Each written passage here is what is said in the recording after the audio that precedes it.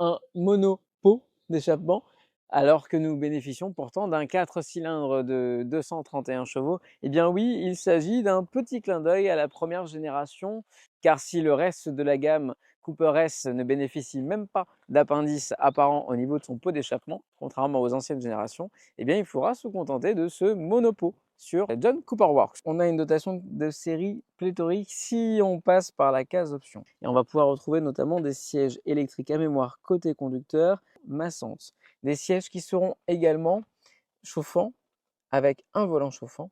On va avoir ce magnifique écran OLED surplombé d'un affichage tête haute avec une lame et ce volant qui sera commun à toute la gamme avec cette petite lanière très sympathique. On aura des palettes pour pouvoir gérer soi-même les passages de rapport avec une option boost. On va avoir une planche de bord en tissu avec lesquelles vous aurez les notes de sportivité rouge ici, mais également le petit liseré rouge sur le haut de l'appui-tête et les liserés avec cette série en cuir sur toute la sellerie. Ça va être pour le côté look et le côté design. Et puis, vous ne pourrez pas avoir loupé ce toit ouvrant, presque panoramique, en tout cas en deux parties. Alors, on est sur une 3 portes, donc qui dit 3 portes dit sacrifice, et les sacrifices vont être à l'espace arrière, car l'espace sera compté. On le retrouve également à l'avant les appendices John Cooper Works, notamment les petits éléments de décor rouges, ainsi que les étriers de frein rouges également.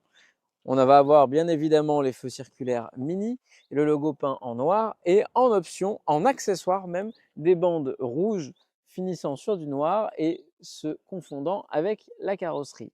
Nous avons une calandre en nid d'abeille et un grand logo John Cooper Works juste ici. À savoir que ce véhicule paraît bas, mais il n'est pas si bas que ça. Elle a plutôt une garde au sol encore intéressante. Ce ne sera pas tant un mouroir que ça pour passer les dodanes, quoique votre dos s'en souviendra car elle est très très raide, cette Mini John Cooper Works, dès lors que vous êtes en mode go-kart. Eh bien, son intérêt, c'est d'être l'une des dernières bombinettes 100% thermiques qui existent sur le marché. Ça, c'est déjà le premier bon point. Mais le deuxième bon point, c'est d'être l'une des seules bombinettes qui n'est pas assassinée le malus écologique. Elle ne possède que de 4 000 € de malus écologique, ce qui fait qu'en 2025, on pourra se l'offrir, malus inclus, pour moins de 49 900 €.